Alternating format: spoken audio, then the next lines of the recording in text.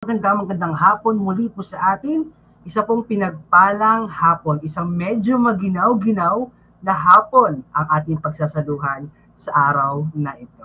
Ayan, at welcome po sa ating pong lahat ng mga kasama. Alright? At again, upang mas marami po tayo makasama at mahikayat na mas mag-aral ng maigi, tayo po ay pwede mag-share ng ating live ngayong hapon. At syempre, nais kong batiin ang kauna-unahang bumati at ating kasama ngayong hapon na isa sa ating usual, madalas nating ina-awardan bilang Cutie of the Week. Andyan po si Jenny Combate. Hello sa Jenny, anak. At kay Ange de la Peña, hello po, good afternoon po. Watching from Milky Way, listening and learning from LFG Diamantina National High School. Also, we have John Wayne Alan, same school po, from Cabarton, Isabela. We also have Mika Jade Bernal, hello sa'yo. Kay Isabella May de la Cruz, a very familiar name.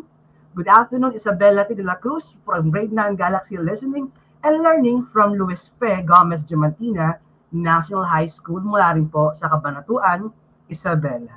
At syempre po, welcome kayo ngayong hapon. At muli, ako po, si Tutor Leonard, kasama si Tutor Carl, mula po sa SDO Olongapo City, ang inyong live mga kasama tuwing Huwebes, alas 3 hanggang alas 3:40 ng hapon, live sa DepEd EdTech Unit, DepEd Tayo Facebook pages, DepEd EdTech Unit at DepEd TV YouTube channels. At hello rin po kay Princess May de la Cruz, Ashley Ranke, kay Ara Jose, kay Ashley P. Gomez Viado, watching from Diamantina National High School, at syempre kay Carl Lexus Harry Castillo.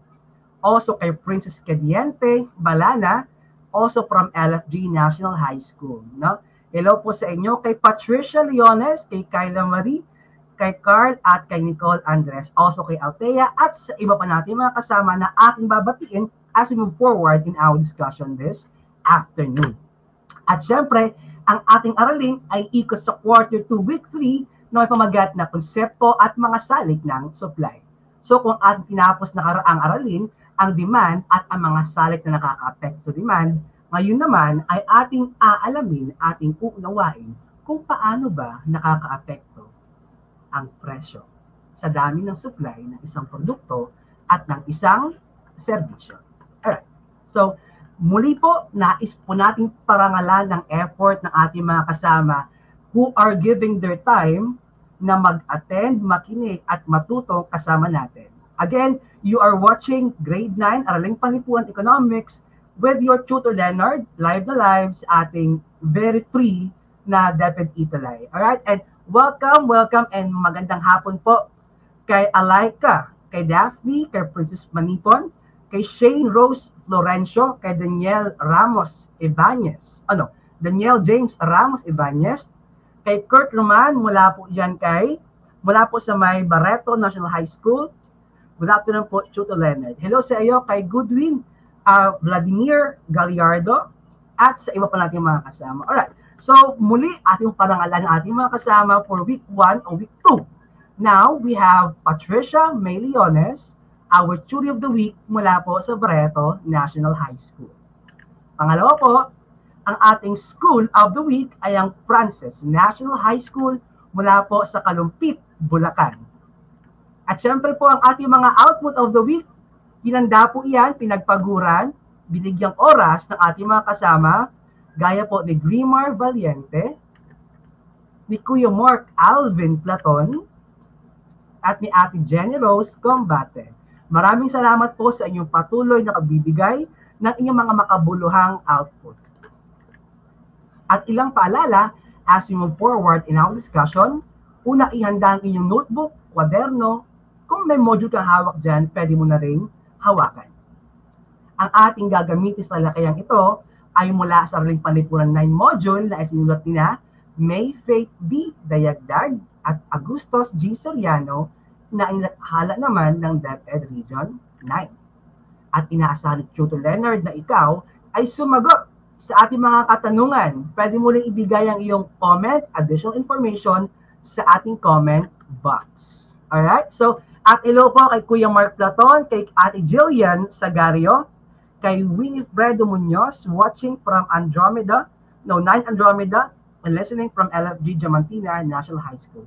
Also kay Tina Aquino, good afternoon po, watching from Partida National High School. Hello po, welcome po sa ating live ngayong hapon.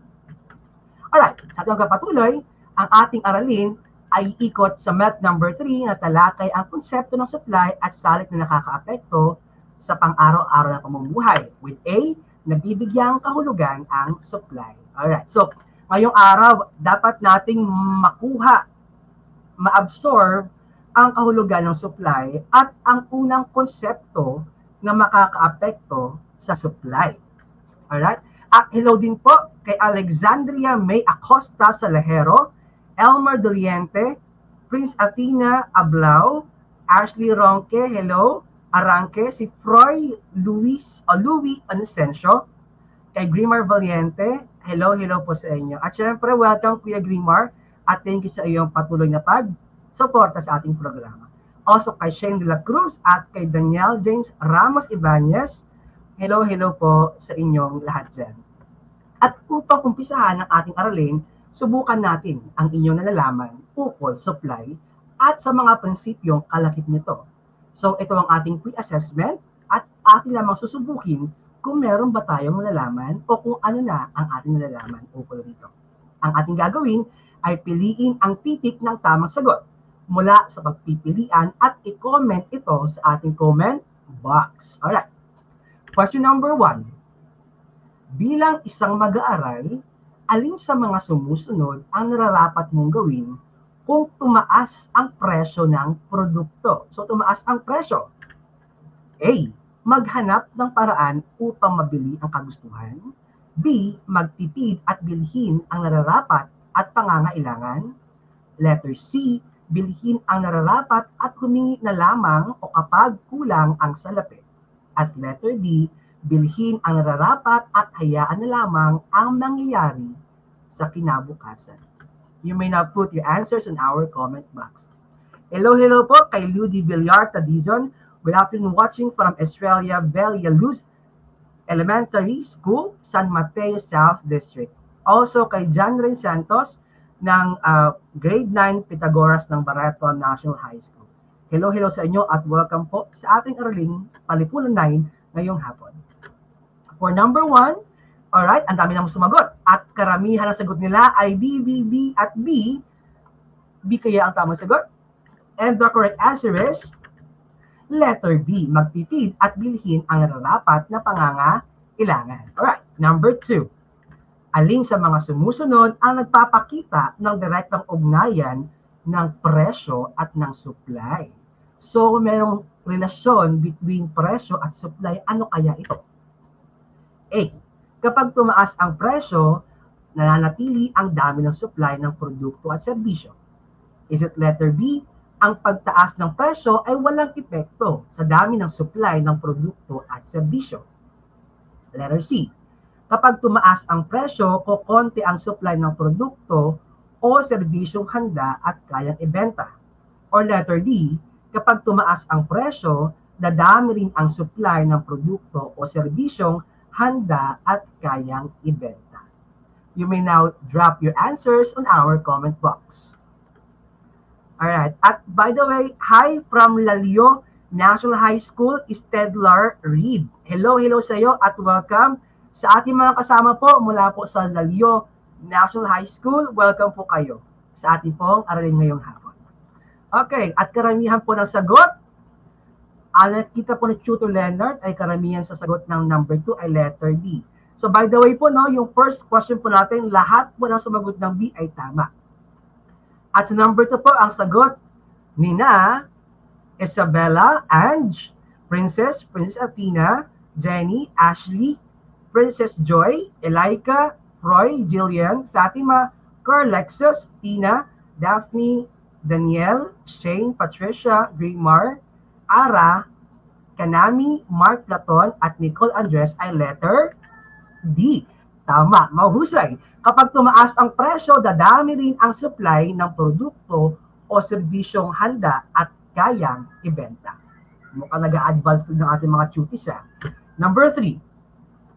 alin sa sumusunod ang tamang kahulugan ng supply. So, lagi narinig ang word na supply, no, at saka demand pa economics. Pero ano nga ba ang kahulugan nito?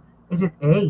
Ito ay tumutukoy sa dami ng produkto at serbisyo na handang ipagbili ng producer sa iba't ibang presyo.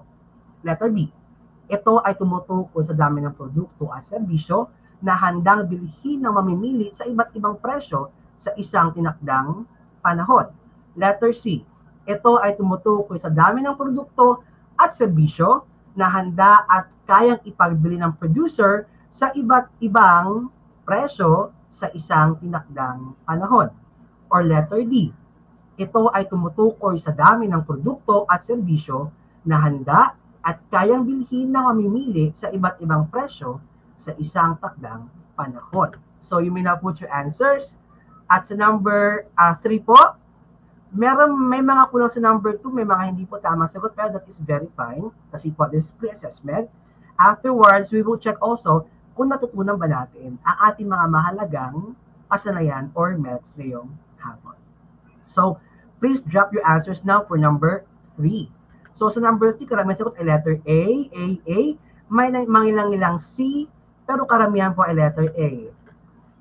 At hello din muna po kay James Ian Mer, watching from BNHS Olongapo City. Hello Kuya Mer at welcome sa ating Arvin ngayong hapon. So, karamihan po ay letter A. Meron din po letter C. Ang tamang sagot ay letter B. Ito daw ay tumutukoy sa dami ng produkto at serbisyong handang ipagbili ng mga consumers sa isang tinakdang panahon. Alright, so number 4, let's move forward. Inaasahang darami ang bibili ng mga produktong pasta para sa Pasko. Ano mangyayari sa supply ng pasta pagdating ng buwan ng Disyembre? So magpapasko na, magkakaroon po tayo ng New Year at year-end parties. So ano raw ang mangyayari sa supply ng pasta pagdating ng buwan ng Disyembre? Please drop down your answers for number 4. At hello po sa ating mga kasama mula po sa Barreto National High School. Please give me the opportunity, the chance to greet our ASDS, Madam Lailani Cunanan, our ASDS, Madam our ASDS, our Assistant Schools Division Superintendent, Madam Maylene Minimo, my Principal, Madam Maria Criselda Gischada, my Master Teacher for Alipalipunan, Madam Edna Torino, my Head Teacher, Madam Edna O. Orine. Hello po sa inyong lahat sa Barreto National High School. Ayun po, nariyan po ang aming principal at nakikisagot po sa ating aralin ngayong hapon. Welcome po, Madam Principal Maria Criselda Sozon Gischada, ang aming pong butihing principal ng Barreto National High School. Madam, pwede ka pong sumagot sa ating aralin ngayong araw. Alright, for answers, is it A, bababa ang supply dahil inaasahan lamang at hindi tiyak na bibili ang mga tao? Is it B, tataas ang supply sa buwan ng Disyembre dahil sa inaasahang pagdami ng bibili nito? Is it C, mananatili ang dami ng supply dahil pansamantala lamang ang pagtaas ng kita ng mga tao? Or letter D, walang pagbabago sa supply dahil karaniwan lang naman na tumataas ang kita ng mga tao? So what will happen kaya kapag dumating ang December at ang mga tao syempre we like spaghetti, no? So what will happen sa supply ng pasta? Is it A, B, or letter C? And before we continue, I would also want to greet Miriam Maliari from grade 9 Andromeda Listening and Learning from LFG Diamantina National High School, Cabanatuan East District, Diamantina, Cabanatuan, Isabela. Good afternoon also kay Marco Antonio Lol Espares mula sa grade ng Pythagoras ng Barreto National High School. Also kay Rowena Aquino watching from SMRES. Hello po sa inyo dyan. Also kay Justin Orbeta, kay April Pingal Manabat ng FNHS Kalumpit, Bulacan. Hello sa iyo kuya at welcome sa ating aralin ngayong hapon. Now we check.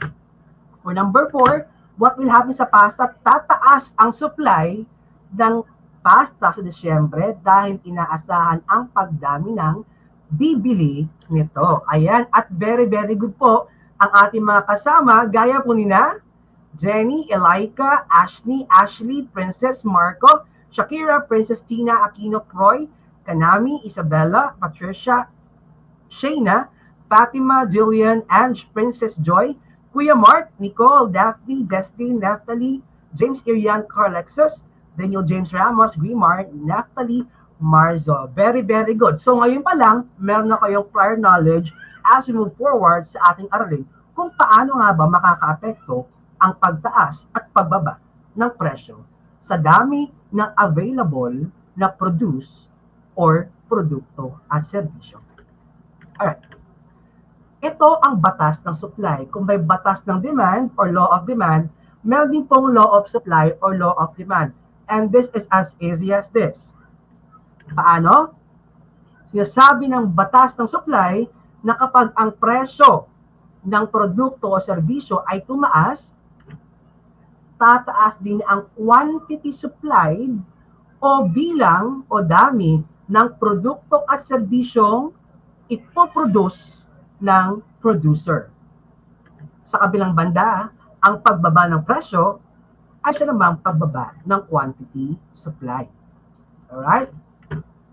So sa batas ng supply, ang umiiral na tao, no, ang umiiral, ang main actor ay ang producer.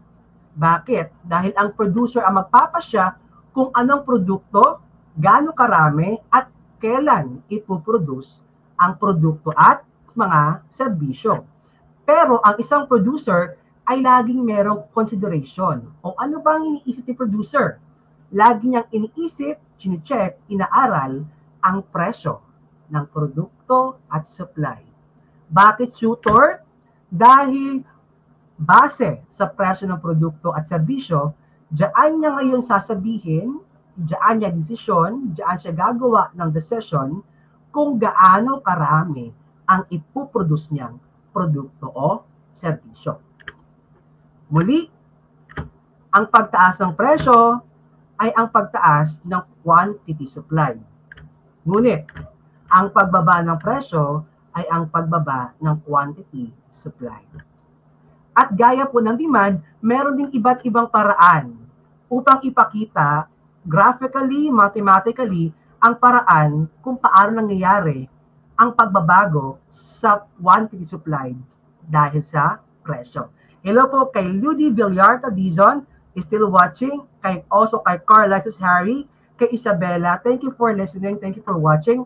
Again, para po mas marami tayong makasama, mas marami pong matuto sa ating pong DepEd Ito Live free online tutorial, pwede niyo pong i-share ang ating live ngayong hapon. At ano po ang mga paraan sa mga pakita ng konsepto ng supply? Una ay ang schedule ng supply na ating nakita rin last week. Tama? Sa schedule of demand. So ano po, tutor, ang meron sa schedule of supply or schedule ng supply?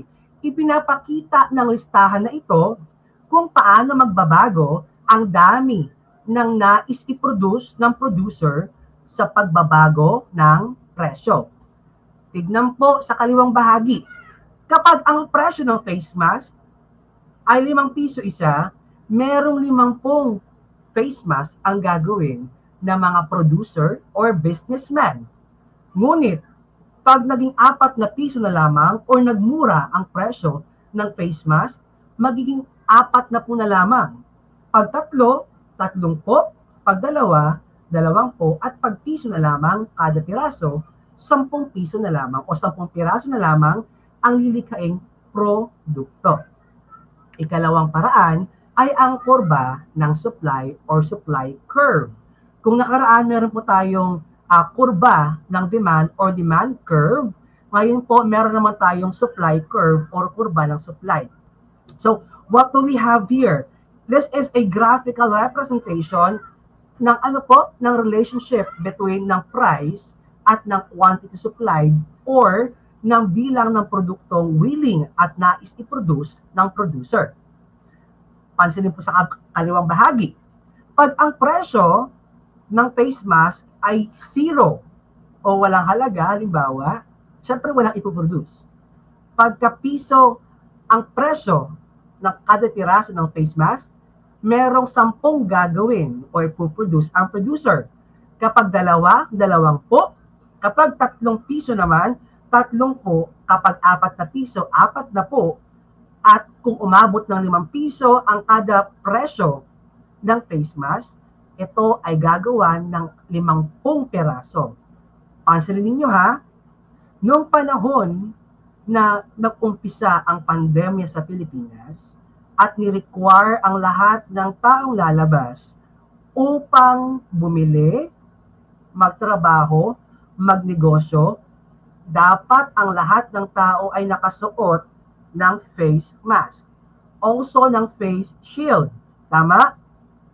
Dahil tumaas ang presyo nito, again, dahil naging in demand ito. Take note ha, sa ating nakaraang aralin, ating nabanggit na kapag mataas ang demand ng isang produkto, nagmamahal ang presyo ng produkto, right?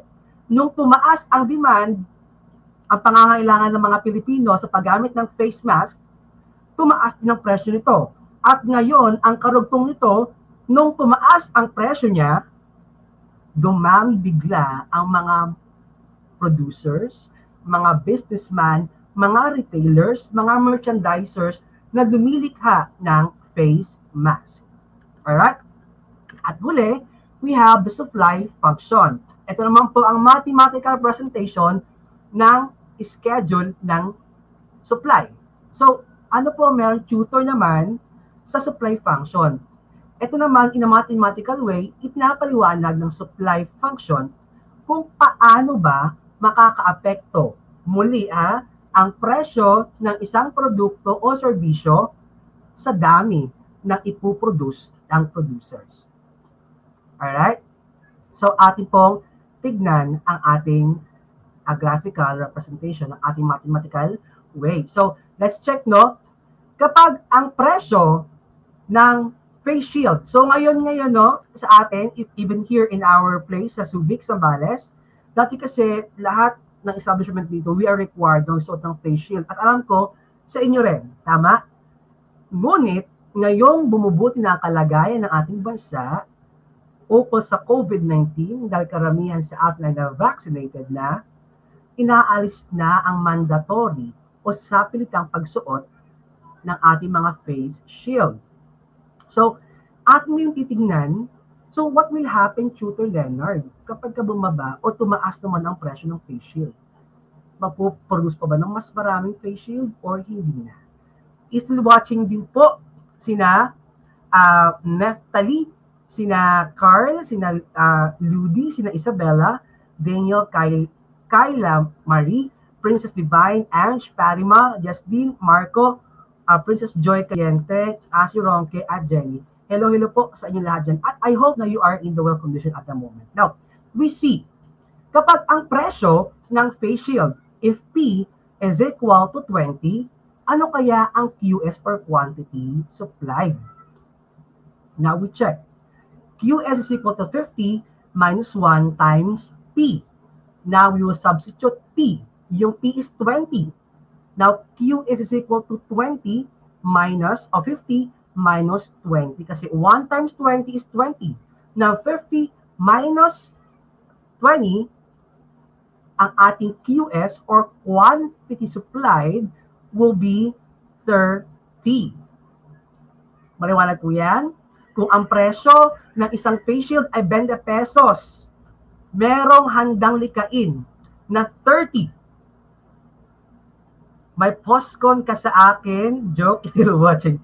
May postcon daw po ako sa aking principal mamaya. So, galingan nyo sumagot mga tuties. Ha? Now, we will look on the other side. Paano po, tutor, kung tumaas po ang presyo ng face shield? What will happen? Will they create more products of this kind? Or kukunti na kaya ang ipoproduce nila? Now, if price is equal to 30, what will be the QS or quantity supply? Now, QS is equal to 50 minus 1 times P. Now, we substitute 30 to P, and QS now is equal to 50 minus 30. Now, QS, quantity supplied, is equal to 20. Ibig sabihin, tutor, tumaas po ba o kumonte ang pinroduce nila? Yan, that is correct. Ang iniisip niyo po ay tama. Bumaba ang nais i-produce likhaing produkto ng producer dahil nga mababa na ang presyo. And most often than not, ang main goal, ang kadalasang main goal ng mga businessman is of course profit o ang kumita. Kaya they bring out their resources, they bring out their finances.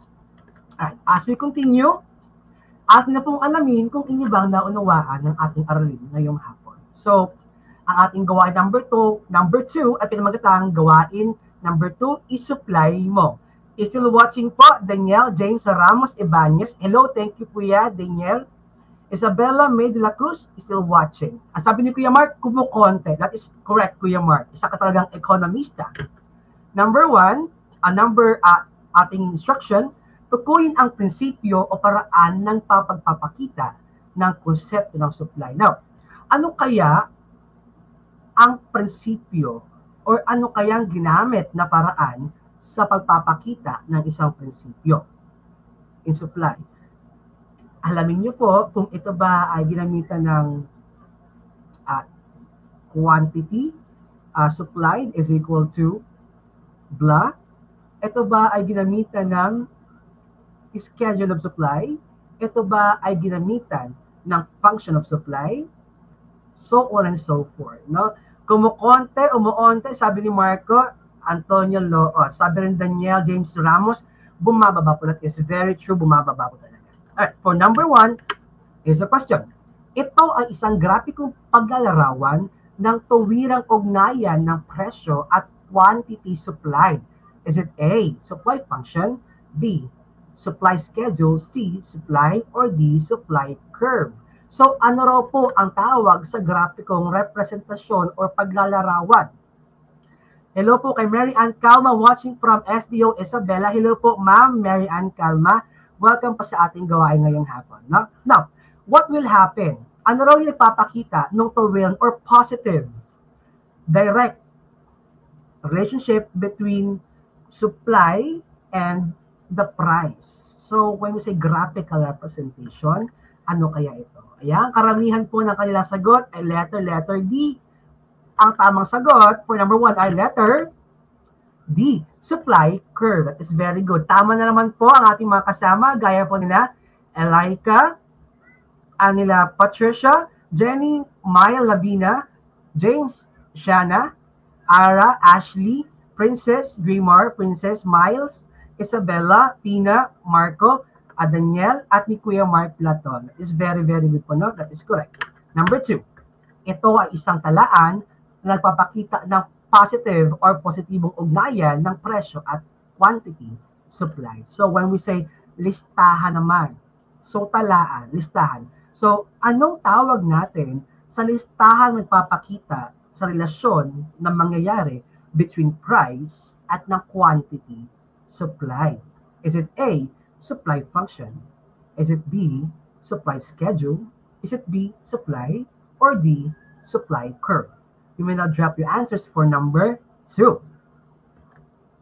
Alright, and the correct answer for number 2 is supply schedule. At tama po sa number si Jenny, si Grimar, si Laika, si James, si Princess, si Patricia, si Miles, si Shaina, si Ara, si Fatima, si Tina, si Princess, Patricia, Mark Platon, Isabella. At ang iba pa natin mga kasama, gani Daphne Fiel na Puli. So very, very good kayo dyan mga tutis for number 2. Now, we move to number 3. Ito ay isang matematikong pamamaraan na nagpapakita ng magkasalungat. Oh no, it should be positive. Dapat positive yan na ugnayan ng presyo at quantity demanded. So, matematikong paraan, mathematical way. Is it A, demand function? Is it B, demand schedule? O supply schedule? Or letter D, supply curve? Please drop your answers now on our comment box. So, for number 2 po, tama rin po dyan si Marco Espares, si Patricia, si Kuya Mark, si Jenny, at iba pa. So, number 3, please put your answers on our comment box. So, mathematical ha, when say mathematical, usually it has formula. Alright? So, let's check. For number 3, the correct answer is letter A. So, supply function dapat. Tama po si Ara, si Grimar, si Laika, si Princess, si Jenny, si Ashley, si Kuya Marco, si Shaina, si Princess, si Natalie, si James, si Daphne, si Grimar, si Mark, si Mile, at ang iba pa natin mga kasama. So, congratulations. Now we move for number 4. Number 4, kapag mababa ang presyo, mababa din ang quantity supply. Kapag mataas ang presyo, mataas naman ang quantity supplied. So, ano po itong prinsipyo na ito? Is it A, supply function? Is it B, supply schedule? Is it C, law of supply? Or D, supply curve? Please put the number and your answer. At again po, maraming salamat po sa ating mga nakasama ngayong hapon, sa ating mga maggiliw po, tagapanood, tagapakinig ng ating live every Thursday. Pwede niyo pong i-share ang ating live upang mas marami po tayong kabataang matulungan at maabot. Na? Kasi po, libreng-libre po ang ito live tutorial. Alright, for number 4, let's check now your answers. So, ang sagot niyo po, karamihan ay letter C. And the correct answer is letter C. Very good po, sina Isabella, Mark Grimar, Natalie Marzo, Princess Joy Cadiente, Marco Espares, Tina Aquino, Shaina Rose Florencio, Daphne Phil Napuli, Grimar Valiente, Jasmine Arquero, Ara Jose, Patricia Leones, at Ashley Ranke, Maya Labina, Jenny. Tama rin po si Grimar, si Daniel Ibanez, si Kuya Mark, si Fatima Zaira Soriano, Mayo. Ayan, very good po, no? Now, please put your scores on our comment box. Ikaw ba ay nakakuha ng 1 out of 4, 2 out of 4, 3 out of 4, or 4 out of 4? Huwag kayo mahiyang ilagay yung scores dahil po, the very reason kung bakit po may DepEd Itulay ay para po tulungan kayong mas matutong mag-aral. Alright? So, hello po kay Jasmine Arquero, grade 9 Andromeda, watching and listening from LFG, Diamantina National High School, Cabanatuan East District, Diamantina, Cabanatuan, Isabela. Ang school po na ito ay lagi po natin kasama ang kanilang mga grade 9 students. Kaya po last time, sila po ay pinarangalan bilang School of the Quarter. At kung nais nyo rin po makasama ang inyong paaralan sa mga pinararangalan po ng DepEd Itulay, sa pangunguna po ng DepEd ICTS, pwede nyo pong i-promote sa inyong mga classmates, sa inyong teachers, ang ating pong live. Alright? So, 4 out of 4 si Jenny, si Laika, 3 naman po, 4 po si Ashley, si Maya Lavinia, si Ashley Ranke, si Ara Jose, si Patricia, si Shaina, si Mark, Isabella, Marco, Princess Joy Cadiente, Grimar Valiente, Tina Aquino, Daniel James Ramos Ibanez, Fatima Zaira Soriano Mayo. 3 naman po si Natalie at si Daphne Phil Napuli. Gaya po ni Daniel at ni James Irian Mer. No, very good score po yan. At I hope kayo po ay natuto ng sapat sa ating live ngayong hapon. Siyempre po, hindi po tayo magtatapos kung wala po tayong karagdagang gawain. So, bilang mga kabataang aware sa social media, sa news, at sa iba't ibang applications na nagbibigay ng kaalaman, ng karunungan sa atin bilang mga awake, mga aware citizens, napakahalaga yan ha, grade 9. Huwag tayong basta-bastang manonood, mag-share ng mga bagay na hindi natin sure kung ito ba ay tama, sigurado.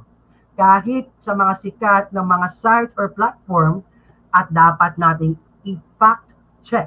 Dapat alamin natin ang sources, ito ba ay empirical, ito ba ay tama, at ito ba ay katanggap-tanggap sa atin. Alright. Bilang bahagi ng ating gawain, humanap ka ng isang news clip. At syempre, kapag news clip ang inyong hinanap, tumingin po tayo sa mga sites, sa mga dyaryo, sa mga TV channels or sites nila. Also in YouTube, there are live news. No po? Even sa Facebook, there are live news. Pwede mong screenshot ang balita na ito. Ukol saan? Ukol sa pagbabago sa quantity supply ng isang produkto. So, ano kayang latest na balita ngayon na may kinalaman sa pagtaas, pagdami, o pagkonte ng supply ng isang produkto. I-screenshot mo yan at syempre ibigay ang iyong hinuha kung bakit madalas magbago ang supply nito. Alright? So, hindi pwedeng or walang time sa ating news na hindi kasama ang ating mga necessary products. So, ano kayang produkto ang madalas magbago ang supply? At subukan mong i-share sa amin kung bakit sa tingin mo nagbabago, nag-fluctuate ang supply ng produkto o serbisyong ito. So, hindi lamang po pagkain ha, pwede rin pong services gaya ng wifi, gaya po ng taxi, gaya po ng telephone, ng kuryente, ng tubig at iba pa. At syempre, pwede mong samahan ng iyong hashtag ang natutunan mo. Isulat mo ito sa isang malinis na bond paper at I found some creative students na gumagamit ng other platform, na other applications in sharing their thoughts, their learning with Tutor Carl and Tutor Leonard. Yung iba po gumagamit ng Canva. Yung iba lang po gumagamit ng ibang writing applications in writing and sending me their output. At that is very much appreciated.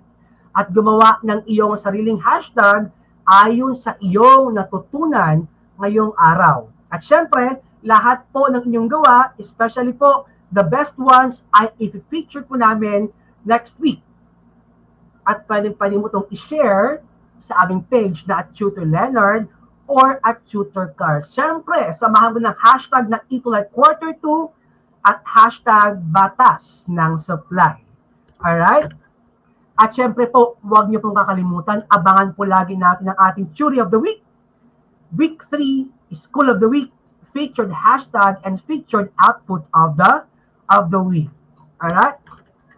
At syempre, muli po, kami po ang inyong mga pinagpalang mga tutors. Why pinagpala? Dahil you are here with us, lagi nakatutok, at lagi po kaming masaya in seeing you, in helping you in your learning. Muli po, ako po si Tutor Leonard, at kasama po si Tutor Carl mula po sa STO Olonga po. Ako po ay mula sa Barreto National High School. Live na live po tuwing Huwebes, alas 3 hanggang alas 3:40 ng hapon.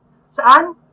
Una po, sa DepEd EdTech Unit at DepEd Tayo Facebook pages, at DepEd EdTech Unit at DepEd TV YouTube channels.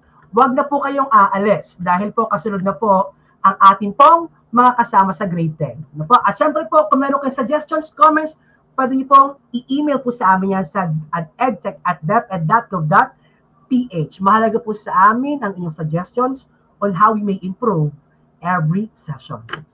At dahil level up ang itulay, pwede mong i-screen capture, pwede mong picturean, pwede mong i-scan ang QR code na yan at diretso ka na pwede mag-comment at mag-suggest sa amin. At abangan po natin mamaya ang grade 10 po natin with Tutor Edwin and Tutor Leia. Muli po, maraming salamat. You are all appreciated this afternoon. Thank you so much. Mag-iingat po tayong lahat. See you next week.